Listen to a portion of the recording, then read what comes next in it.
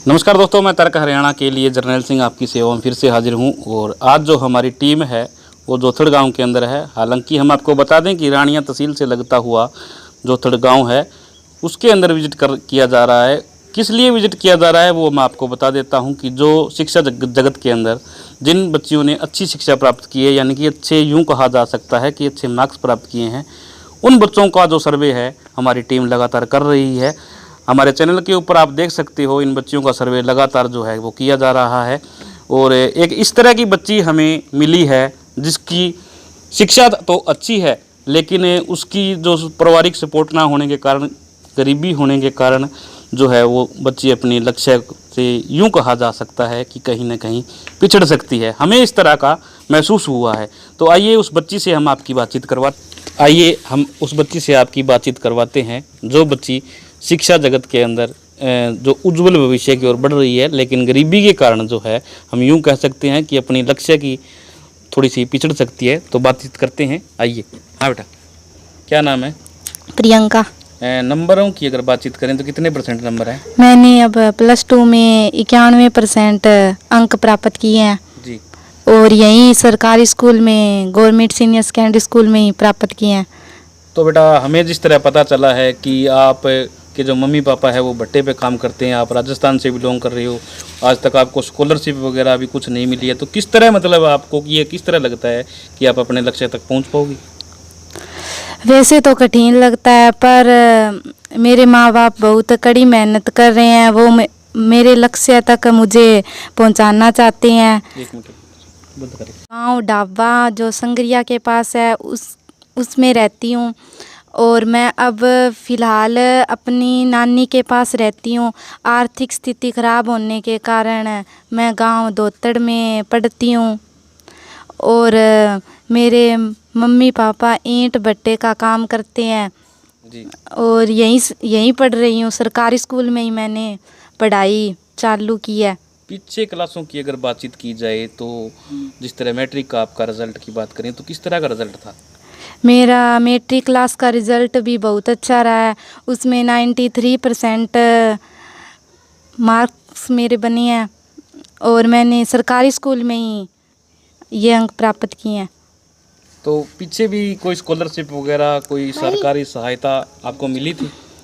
सरकार की तरफ से तो बहुत सुविधाएं थी, लेकिन मेरे डॉक्यूमेंट राजस्थान के होने के कारण मुझे कोई सुविधा प्राप्त नहीं हुई। तो आगे की अगर बातचीत की जाए तो जिस तरह सामाजिक संस्थाएं हैं या सरकार है, उनसे आप किस तरह का जो है अनुरोध करना चाहोगे?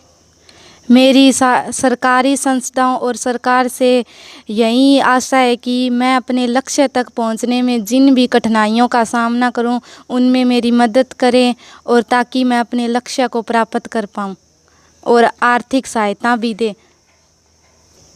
लक्ष्य को लेकर बातचीत की जाए, फोकस को लेकर बातचीत की जाए तो किस चीज़ का लक्ष्य है, कौन सी चीज़ पे फोकस टिका हुआ है? मेरा लक्ष्य है टीचर बनना है, ताकि गरीब बच्चों की बेटियों को ज़्यादा से ज़्यादा शिक्षित कर सकूं और ताकि कोई भी गरीब किसान अपनी बेटियों के बारे में ज़्यादा चिंता न करे, ताकि उन्हें मुफ्त में शिक्षा प्राप्त हो।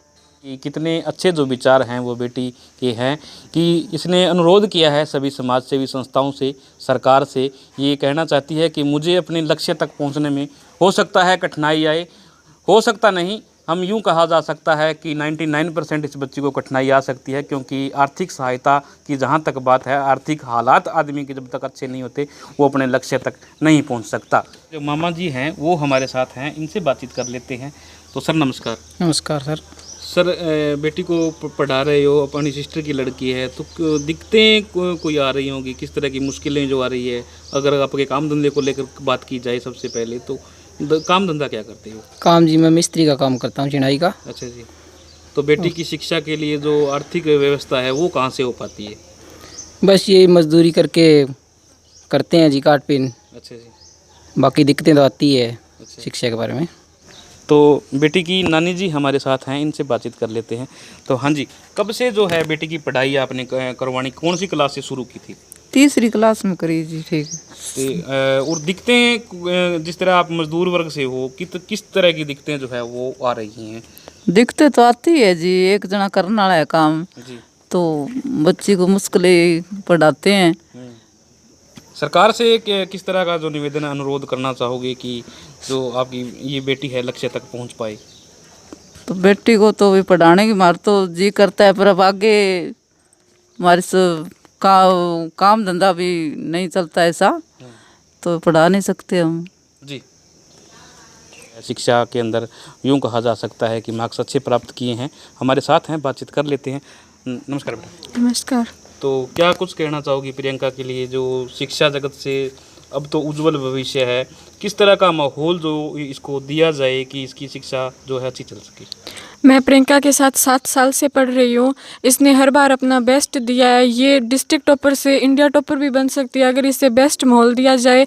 अगर गवर्नमेंट इसकी आर्थिक मदद करेगी तो इसे पढ़ने में बहुत अच्छी मदद मिलेगी और ये अपना नाम रोशन कर सकती है। और मैं सरकार से यही सिफारिश करूँगी कि इसे आर्थिक मदद दी जाए। हमारे साथ है सुनील जी हैं, सुनील गुदारा जी, जो कि एक सोशल एक्टिव रहते हैं। सोशल मीडिया के ऊपर लगातार हमें देखने को मिलते हैं, चाहे कोई सामाजिक मुद्दा हो या किसी की आर्थिक सहायता की बात हो, तो हमारे साथ हैं। इस समय भी हमारे साथ हैं, क्योंकि हर एक से किसी बेटी को आगे ले जाने की बात हो, उसकी शिक्षा को लेकर बातचीत की जाए, तो सुनील जी आगे रहे हैं। हम बातचीत कर लेते हैं। हमारे साथ सुनील जी हैं, इन्होंने अपना जो कीमती समय है वो हमें दिया है, तो बातचीत करते हैं। आइए हम आपकी बातचीत करवाते हैं। सुनील जी नमस्कार। नमस्कार। तो सबसे पहले तो आपके चैनल और आपके दर्शकों के तर्क हरियाणा के सभी दर्शकों को मेरी तरफ से राम राम। सबसे पहले तो आप जो वो बधाई के पात्र हो, यूं कहा जा सकता है कि हमारे जो तर्क हरियाणा का पूरा परिवार है उसकी तरफ से आपको ढेर सारी शुभकामनाएं। बिल्कुल बिल्कुल। आज हमारी इस भांजे ने पूरे गांव का नाम रोशन किया है, स्कूल का नाम रोशन किया है। जिस प्रकार एक समाज के अंदर भ्रांति चली हुई है पैसे वालों के बीच में, वो अच्छे से अच्छा स्कूल, महंगे से महंगा स्कूल ढूंढते अपने बच्चों का दाखिला करवाने के लिए, और ये इस बेटे ने 3री क्लास से आज हमारे इस सरकारी स्कूल के अंदर, और मैं पूरे सरकारी स्कूल के स्टाफ को भी ढेर सारी शुभकामनाएं और बधाई देना चाहूँगा, जिन्होंने मेरे स्कूल का बहुत अच्छा रिजल्ट आया जी। तो इस बेटी ने आज पूरे गांव का नाम, स्कूल का नाम रोशन किया। और मैं तो एक लोगों के अंदर जो भ्रांति फैली हुई है कि अच्छे से अच्छा, महंगे से महंगा स्कूल में अपने बच्चों का दाखिला करवाते हैं जी, तो कोई ज़्यादा पैसे लगाने से या ज़्यादा अच्छे महंगे स्कूलों से कोई बच्चा शिक्षित नहीं हो जाता। बच्चा शिक्षित होता है माहौल के हिसाब से। तो आज इस बेटी ने अपना पूरा परिवार छोड़ के यहाँ रहती है, पिछले काफ़ी सालों से अपने नानी के यहाँ पढ़ाई कर रही है। और मैं तो इस परिवार का भी धन्यवाद करना चाहूँगा, जिन्होंने बेटी को एक माहौल दिया, पढ़ने का मौका दिया। और सबसे बड़ी दिक्कतें ये आ रही है कि इस बेटी ने हमेशा प्रथम रही है हर क्लास के अंदर, लेकिन आज तक इस बेटी को एक भी पैसा नहीं मिला छात्रवृत्ति का। वो यूँ नहीं मिला कि इस बेटी का जो आधार कार्ड, जो भी जितने डॉक्यूमेंट है, वो बेटी राजस्थान से हैं, वहाँ के हैं। तो जिस तरह दिक्कतें आ रही हैं, लगातार परेशानियां आ रही हैं, आर्थिक स्थिति भी इनकी ठीक नहीं है, बेटी को यूं कहा जा सकता है कि जो शिक्षा जगत के अंदर अब तो इसका भविष्य जो उज्जवल है, लेकिन कहीं ना कहीं आपको ये नहीं लगता भी पिछड़ भी सकती है या अपने लक्ष्य से दूर हो सकती है? बिल्कुल बिल्कुल। अगर ऐसे बच्चों को शिक्षा का माहौल, अवसर नहीं मिलेगा तो ये बच्चे हैं वो पिछड़ जाएंगे। आज इस बेटी ने देखी है, गरीबी देखी है। इस बच्चे को हरदम आंखों के आगे इसके माँ बाप दिखते हैं भट्टों पे ईंटें निकालते हुए। इस तरह का, इस परिवार से बिलोंग करती है बेटी। तो इसके दिल के अंदर ये तमन्ना है कि मैं पढ़ लिख के ही इस घर को आगे लेके आ सकती हूँ। और तो कोई एक शिक्षा एक ऐसा हथियार है कि जिसके बलबूते पे इंसान कुछ भी कर सकता और उसको कोई छीन नहीं सकता, उसको कोई बांट नहीं सकता। तो इसके दिल में एक ही बात है कि मैं कैसे न कैसे पढ़ लिख के। सुनील जी एक बात छोटी सी और करेंगे, जिस तरह हमने सिरसा के अंदर कई बच्चों को कवर किया था, कोई अखबार बेचने वाला है, कोई भट्टा मजदूर है, कोई टेम्पो चलाता है, कोई रिक्शा चलाता है, उनके बच्चे भी IPS तक पहुँचे। कहीं ना कहीं समाज सेवी संस्थाओं का भी उनमें योगदान मानते हैं। बिल्कुल, मैं तो एक सभी समाज सेवी जितने संस्थाएं हैं, जो मेरे भाई हैं समाज सेवी, उनसे भी मैं एक निवेदन करना चाहूँगा कि आप जो ऐसे बच्चे हैं, बहुत कम मिलते हैं ऐसे बच्चे, ऐसे बच्चों कि शिक्षा का प्रबंध करने के लिए सभी समाजसेवी संस्थाओं को आगे आना चाहिए। अब रिजल्ट आया 10th का आया, +2 का आया, तो आपको हर गांव में 2-4 ऐसे बच्चे मिलेंगे और 2-4 बच्चों को शिक्षा का अवसर देना या उनको उनकी हेल्प करना कोई बड़ा मुश्किल काम नहीं है। और ऐसे बच्चों की अगर हम मदद करते हैं तो आप मान के चलिए यही बच्चे होंगे आने वाले भविष्य के अंदर जो IPS और IAS अधिकारी बनके इस देश और समाज की सेवा करेंगे। और आपने देखा होगा जब भी IAS IPS का रिजल्ट आउट होता है तो आपको जूते सिलने वाले का बच्चा आपको IPS मिलेगा और मजदूरी करने वाले का, रेडी लगाने वाले की बेटी आपको DC लगी हुई मिलेगी। तो ये इसलिए होता है क्योंकि इन बच्चों ने वो सारी की सारी यातनाएं झेली हुई होती है। तो ऐसे बच्चों को हमें मदद करनी चाहिए। एक छोटी सी बात और करेंगे अपने बागड़ी बेल्ट समाज को लेकर। जो हमारे देखने में लगातार ये आता है कि बेटी को पढ़ा के कौन सा DC लगना है, इस तरह की जो सोच रखते हैं उन्हें किस तरह का संदेश जो है आप देना चाहोगे? बिल्कुल, ग्रामीण क्षेत्र के अंदर जनरल जहाँ तक मैं समझता हूँ कि अनपढ़ता बहुत ज़्यादा है।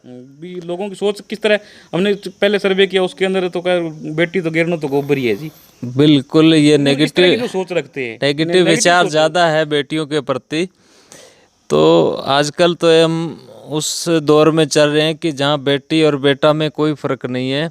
और जहाँ भी नाम रोशन किए, कल रिजल्ट आया 10th का देखो, परसों +2 का आया देखो, पुलिस का आया वो देखो। तो बेटियों ने हमेशा ही समाज का नाम रोशन किया है। लेकिन ग्रामीण क्षेत्र के अंदर थोड़ा सा अनपढ़ता के कारण ये मिथ्या है कि बेटा बेटी में कुछ फ़र्क है। तो ऐसी कोई बात नहीं होनी चाहिए। आजकल हम उस युग में जी रहे हैं जहाँ बेटा बेटी में कोई फ़र्क नहीं, और बेटियां ने हमेशा ही अपने माँ बाप का नाम रोशन किया है और आगे भी करते रहेंगी। जी बहुत बहुत शुक्रिया, धन्यवाद। तो ये थे हमारे साथ सुनील जी गोदारा, जिन्होंने अपने विचार हमारे साथ व्यक्त किए और इस बेटी के लिए जो समाज सेवी संस्थाएं हैं चाहे सरकार है उनसे अनुरोध किया है कि इस बेटी की जो आर्थिक हालत है वो ठीक नहीं है।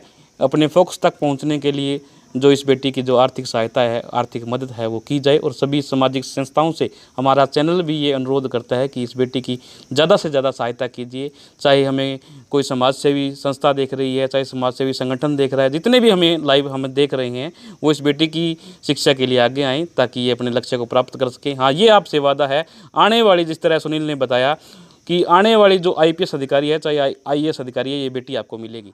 बहुत बहुत शुक्रिया, धन्यवाद।